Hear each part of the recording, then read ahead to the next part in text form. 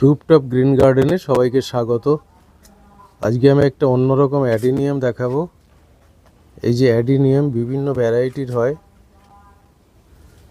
এই দেখুন কি সুন্দর অ্যাডিনিয়াম হয়েছে। এটা একেবারে ইয়েলো, অন্য কোনো কালার নেই। যদিও অ্যাডিনিয়াম নানা রকমের হতে পারে এবং এইগুলো হচ্ছে ফ্লোরাল অ্যাডিনিয়াম, তার মানে কাটিং আছে।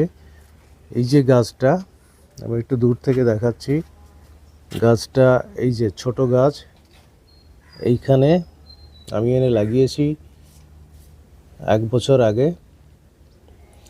গত বছর এখান থেকে এই যে কাটিং জায়গা, গ্রাফটিং করা হয়েছে এখানে।